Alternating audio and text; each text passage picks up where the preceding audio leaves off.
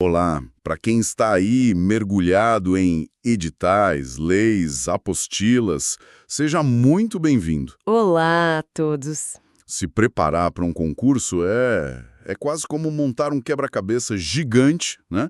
E cada artigo de lei é uma pecinha. Exatamente. E algumas peças são aquelas de canto, sabe? As que definem todo o resto. Perfeito.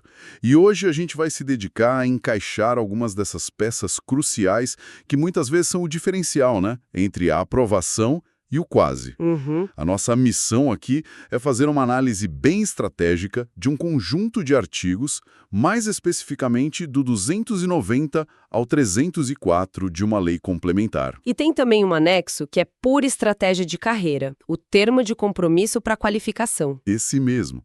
Mas antes da gente mergulhar de cabeça, só aquele nosso aviso de sempre que é super importante. Tem, fundamental. Pessoal, esse nosso material aqui, ele é preparado com o apoio de inteligência artificial. Então pensem nele como um guia de estudos. Exato, um ponto de partida, pode ter uma imprecisão ou outra, então assim, não substitui de jeito nenhum a leitura da lei, né? Jamais. A fonte oficial, o texto da lei, é o que vale na hora da prova. Sempre confiram lá. É isso, pensem na gente como guias numa trilha, a gente aponta os caminhos, as vistas mais bonitas. E os buracos? E os buracos, os trechos escorregadios. Mas a caminhada, a leitura do texto seco da lei, essa é de cada um. Ótima analogia. Então vamos começar essa trilha por um tema denso, que já mostra o peso e a seriedade da carreira pública. A promoção após a morte. Uhum. O artigo 290 trata disso. À primeira vista, parece algo raro, né? Mas o que ele revela sobre o valor do serviço público? Ele revela muita coisa. Principalmente a noção de perenidade do mérito, sabe? A lei está dizendo que o reconhecimento do Estado ele pode transcender a vida do servidor. Em situações bem específicas, imagino.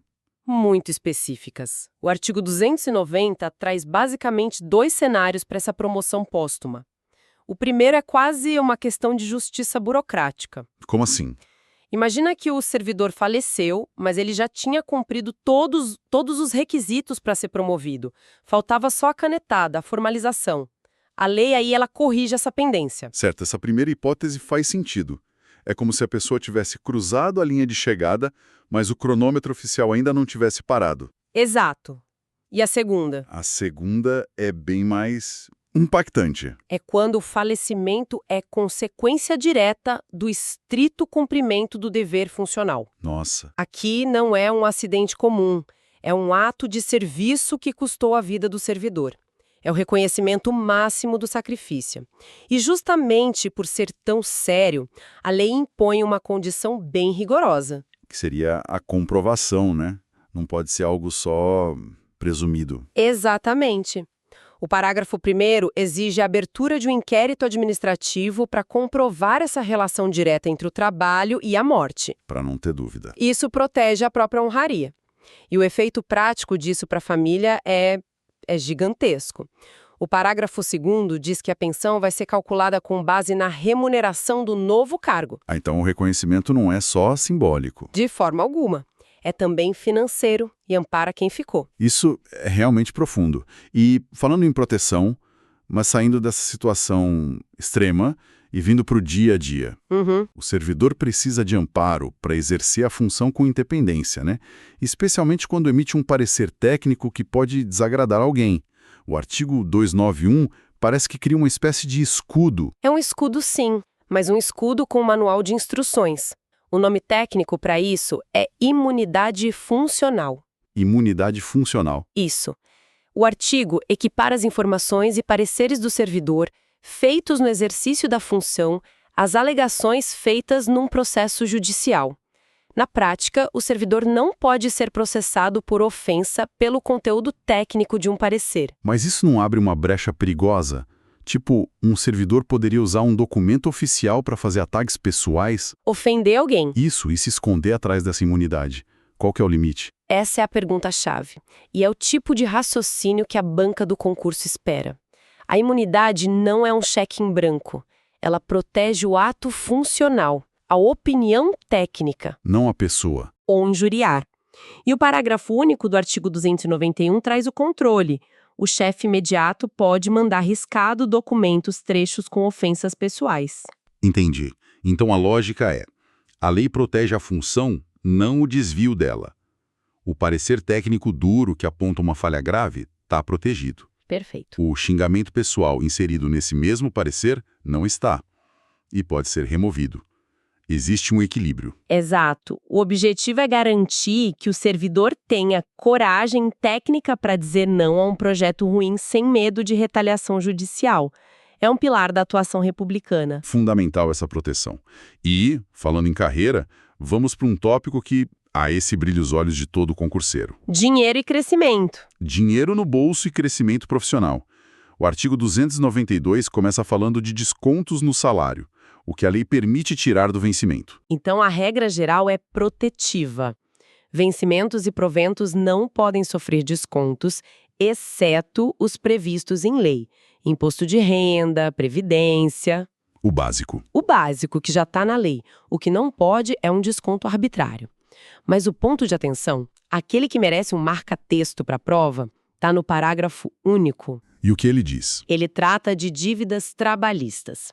Depois que uma sentença judicial transita em julgado, ou seja, não cabe mais recurso, a conta chegou e precisa ser paga. A lei diz que o administrador que não cumprir essa ordem vai ser responsabilizado. Ah, é? Uma forma de pressionar o gestor a pagar o que a justiça mandou? Exatamente. Garante que a decisão seja efetivada. Faz sentido. E sobre a subida na carreira?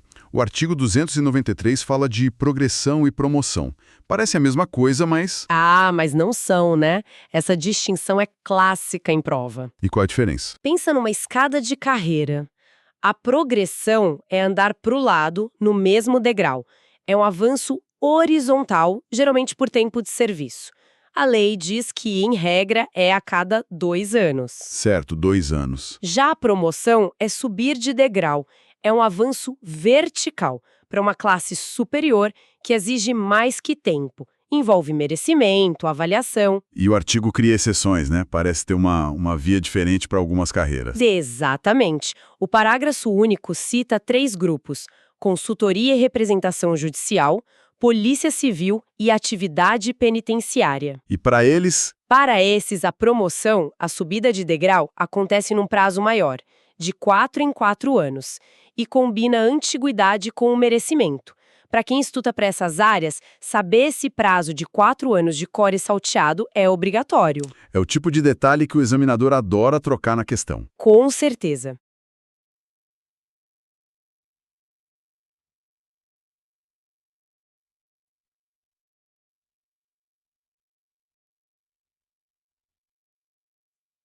Pensa numa escada de carreira. A progressão é andar para o lado, no mesmo degrau. É um avanço horizontal, geralmente por tempo de serviço. A lei diz que, em regra, é a cada 2 anos. Certo, 2 anos. Já a promoção é subir de degrau. É um avanço vertical para uma classe superior que exige mais que tempo. Envolve merecimento, avaliação. E o artigo cria exceções, né? Parece ter uma via diferente para algumas carreiras. Exatamente. O parágrafo único cita 3 grupos: consultoria e representação judicial, polícia civil e atividade penitenciária. E para eles? Para esses, a promoção, a subida de degrau, acontece num prazo maior, de 4 em 4 anos, e combina a antiguidade com o merecimento. Para quem estuda para essas áreas, saber esse prazo de 4 anos de core salteado é obrigatório. É o tipo de detalhe que o examinador adora trocar na questão. Fica a dica, então. E essa ideia de crescimento me leva a um ponto que eu acho fascinante. A lei incentiva o desenvolvimento do servidor. O artigo 294 fala sobre o que conta como efetivo exercício mesmo fora do trabalho. Como isso funciona? Esse artigo é a base que garante que o servidor não seja, entre aspas, punido por buscar conhecimento, sabe? Ele diz que o tempo que a pessoa passa em congressos, seminários, cursos... Relevantes para a área dela. Claro, relevantes para a área. Esse tempo é contado como se ela estivesse trabalhando normalmente. Não afeta férias, aposentadoria, nada. É um sinal claro de que o Estado vê a qualificação como parte do trabalho. Exato. E tem alguma formalidade? O servidor pode só decidir a um congresso e avisar que não vai? Não. Tem um mínimo de organização. O parágrafo único exige 2 coisas: comunicar a chefia com 3 dias de antecedência e apresentar o convite ou a convocação. Uma burocracia básica.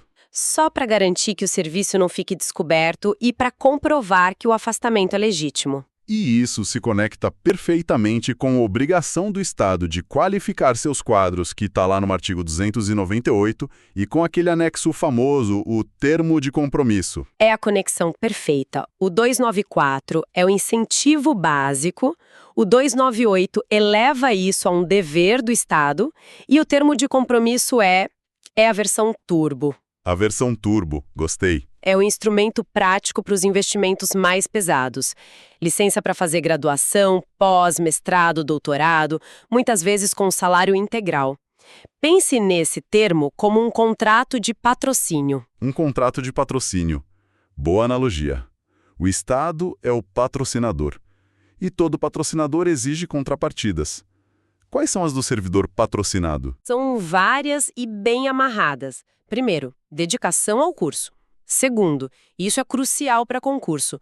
A tese ou dissertação tem que ter relação direta com a área de atuação. O conhecimento tem que ser aplicável ao serviço público. Exatamente, não é para fazer um doutorado em filosofia antiga se a pessoa trabalha com auditoria fiscal. E tem também uma prestação de contas com relatórios semestrais. E a principal contrapartida, a tal cláusula de fidelidade? Depois de formado, tem que ficar no órgão? Com certeza. Essa é a essência do retorno sobre investimento. O item 9 do termo é claro. O servidor tem que permanecer no órgão por, no mínimo, um tempo igual ao dobro do período que ficou afastado. O dobro? O dobro. Se ficou 2 anos fazendo um mestrado, precisa trabalhar mais 4 anos lá depois de concluir. É a forma de garantir que o conhecimento seja, de fato, aplicado em benefício da sociedade. E se a pessoa decidir sair antes? Ir para iniciativa privada, por exemplo? A conta vem. E vem alta. O descumprimento pode levar à suspensão do salário e, o mais pesado, à obrigação de devolver ao cofre público todo o dinheiro recebido durante o afastamento, com correção. Uau! A mensagem é clara. O Estado investe sério, mas não tolera que esse investimento seja desviado do propósito público. Percebem a profundidade e a estratégia por trás desses artigos? Para quem quer ir além e ter acesso antecipado a toda a nossa playlist sobre legislação para concursos, além de vídeos exclusivos com questões comentadas, explorando exatamente esse tipo de detalhe, fica o convite para assinar o nosso clube de membros. É uma forma de aprofundar ainda mais os estudos e de focar naquilo que realmente faz a diferença na hora da prova. Com certeza. Agora, para fechar nosso bloco, vamos passar por aqueles artigos que parecem pequenos, sabe, detalhes de rodapé, mas que são um prato cheio para pegadinha. Adoro esses. Artigo 295. Luto oficial significa folga para o servidor. Resposta curta e direta, não. Luto oficial é um ato de respeito, de homenagem, mas o artigo é explícito. Ele não paralisa os trabalhos. O serviço continua. Boa. Próximo detalhe. Dia do professor, 15 de outubro. Feriado para todo mundo da educação. Aí está a pegadinha. O artigo 296 diz que é ponto facultativo, mas a chave é a especificidade. Para os professores em regência de classe. Isso significa que um diretor, um coordenador, um servidor administrativo da escola, em tese, não teria direito. A banca pode criar um cenário com vários cargos para testar essa atenção ao detalhe. Muito bem observado. Outro ponto que afeta muita gente. Transição de regimes. O tempo de serviço como seletista antes de virar estatutário se perde. O artigo 297 para os servidores de Rondônia traz uma boa notícia. Ele determina que esse tempo de serviço seletista seja contado para 2 direitos muito importantes, o anuênio e a licença premium. É uma regra de justiça, então. Totalmente. Reconhece toda a jornada do servidor naquele órgão. Que excelente. E para finalizar, a parte de organização da máquina. Artigo 299. Ele dá uma precedência para a área fazendária. Por quê? Significa que um fiscal pode furar a fila de outras burocracias? Furar a fila é uma boa forma de colocar. A lei diz que a administração fazendária e seus servidores fiscais têm precedência sobre os demais setores. E a razão é estratégica. Que seria? A arrecadação de tributos é o que financia todo o resto do Estado. Saúde, educação, segurança, tudo depende do dinheiro que entra. Então, a lei entende que a fiscalização e a arrecadação são urgentes por natureza. É uma questão de prioridade para a sobrevivência do próprio Estado. Perfeito. E os últimos artigos sobre identificação e as disposições finais? São os artigos de arrumação da casa. O 301 padroniza a cédula funcional com RG e CPF, e os artigos de 300 a 304 são as cláusulas de fechamento. Dizem como a lei vai ser regulamentada, quando entra em vigor e, muito importante, quais leis antigas ela está revogando. Situando a norma no tempo e no espaço jurídico. Exatamente, evitando conflitos. Ufra, que mergulho! Passamos por muitos pontos cruciais hoje. Se a gente fosse resumir a grande história que esses artigos contam, qual seria? A história é a de uma carreira pública que é, ao mesmo tempo, protegida e exigente. Nós vimos desde a proteção máxima, com a promoção póstuma e a imunidade, até as regras claras de como a carreira avança. Com as diferenças entre progressão e promoção. Isso. Mas o ponto central para mim foi ver como o desenvolvimento profissional é um investimento estratégico do Estado que exige, em troca, um compromisso sério de retorno.